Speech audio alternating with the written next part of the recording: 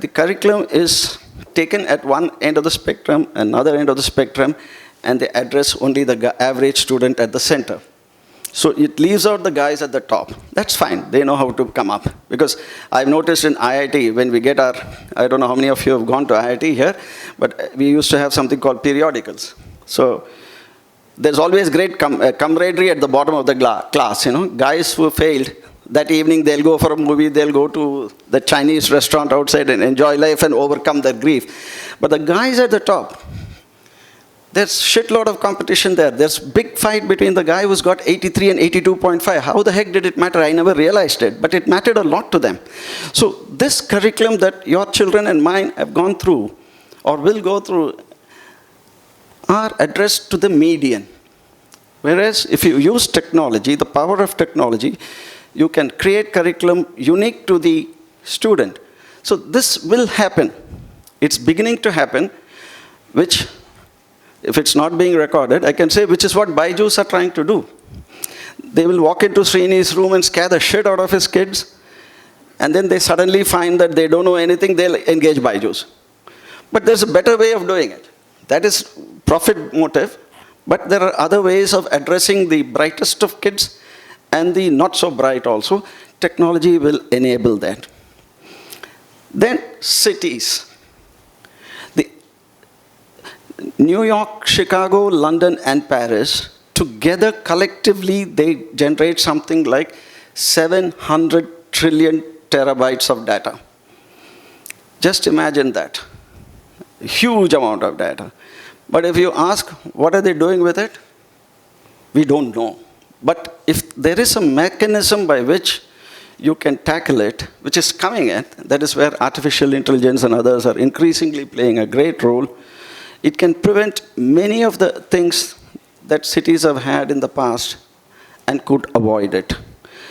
Strangely, the bottom line is we need to know what we don't know. And that is where technology comes in to fill the gap. How is it going to happen? I remember when we got into a particular practice, the chief of delivery, head of delivery, made a presentation to the board. So we have a former chief secretary in our board. And he asked the right question, and he got the strangest of answers. He said, how much is this acquisition costing? So he said, this is going to cost us $1 million in dollar terms. So he asked, what do you get with that? He said, sir, I'm getting one human being. So that day, what it taught me was the next cycle of growth, the next cycle of getting into newer spaces, newer technologies, can't come from organically. When it comes inorganically, it need not be an entity. It can even be small companies, startups. It can be individuals. With the power of an idea is what technology will go after. Money goes in where there is a power of an idea. So this is what will happen. And sitting in Tamil Nadu, why am I very excited that the next cycle of growth for India could well come from here? And I'm not making any political point here. And I'm saying it with the amount of time that I've spent, thanks to Divya's father, who invited me to serve in the IIT Madras Entrepreneurs Forum. And in fact, I told her father-in-law one day that he seemed to have spent more time in IIT after he left it than I did when I studied there. That's the amount of contribution DC has made to IIT. I think we have missed a lot of opportunity here, and we have an opportunity to correct ourselves. And why is it, and I'm making this out of deep conviction, why Tamil Nadu is going to be a breakout state, and why we can all be excited about it. And the principles I share are from a book called The Regional Divide, written by Professor Anna Lee Saxenian of UC Berkeley. And I found that matching with this. She shows that sustainable high-level growth environments of the Silicon Valley and Route 128 in Boston are characterized by four important elements that feed on each other to create a virtuous cycle. The existence of leading academic institutions where cutting-edge technologies are born.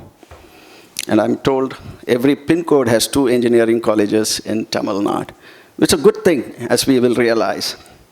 The presence of large and mobile, technically competent talent pool, the availability of sufficient amount of risk capital that is willing to back ventures based on technical innovation, and last but not least, the corporate culture of innovation and growth through acquisition of technical startups.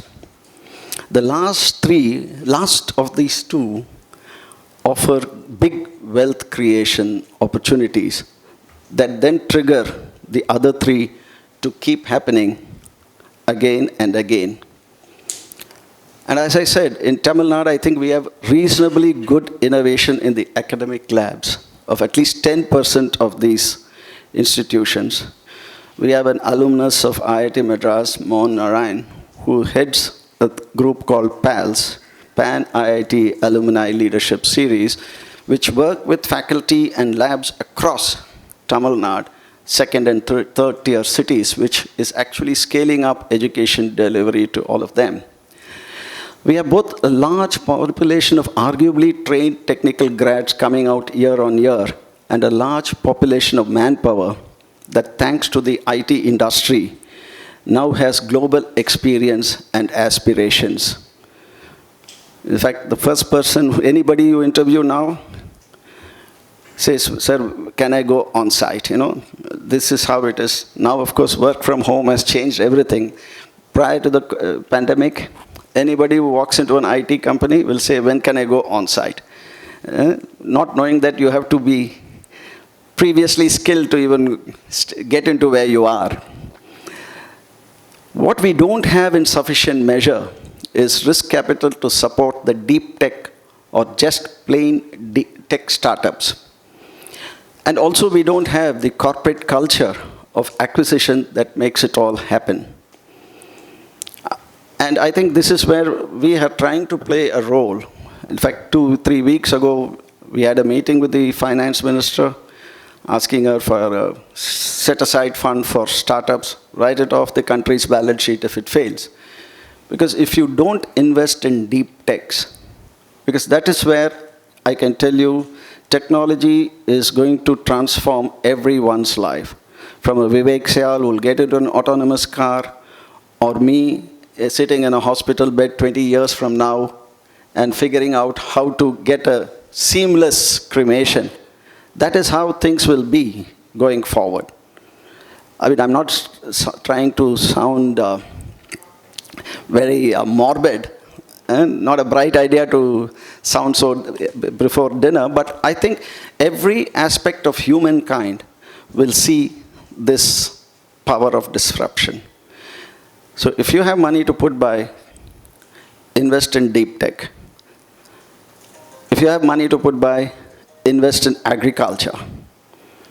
Because these are traditional, agriculture, there'll be less and less land for more and more people, or even less and less people. As the people get lesser, you'll also find agriculture going down. That's why you find large corporates buying land in Africa, etc., and getting ready for feeding the world. Growth in this sector will happen dramatically, more like the sun emerging out of clouds. When you have gloom and suddenly it is bright, that's how it's going to be. Now you have it, now you don't, you know. It's that kind of a thing that you will see. And I can tell you, once the momentum starts, it becomes a magnet of its own. You'll scale faster and faster. Like Tesla is an example, Apple is an example. You'll find these tech companies going much faster than any other industry you've seen it in your lifetimes. I think it's a multi-trillion opportunity that we have out there. But there's a downside. Countries will become rich. Companies will become rich. You will be asked to stay at home. The government's only job will be to keep you at home and keep you disciplined and keep you like good kids in nursery or what do you call that? Where do you send your child? Play child, right? Play school. Because there won't be jobs for us. All of us, at least. So you'll all be at home. You'll get checks from the government. You'll even get checks from companies. Even now I read some companies have said come only for 4 days a week. This will happen during my lifetime. But what is the other downside? And this was something I was having an interesting conversation, and I respect his opinion, with Anant. Anant is global CTO of TCS. And therefore, it's reasonable to presume that he must be knowing something. With the advent of, and I've seen this during my time as a syndicate member in Madurai Kamaraj University, supervising the work of one of the world's best biotech labs. We will have the advantage of genetic therapy coming in. What the heck does it mean? So if Vivek and I drink too much, we can shove a gene into it. It will go and rev up our liver or pancreas, whatever it goes to hit. Likewise, the human body will get supported by gene therapy. What's the bottom line of that?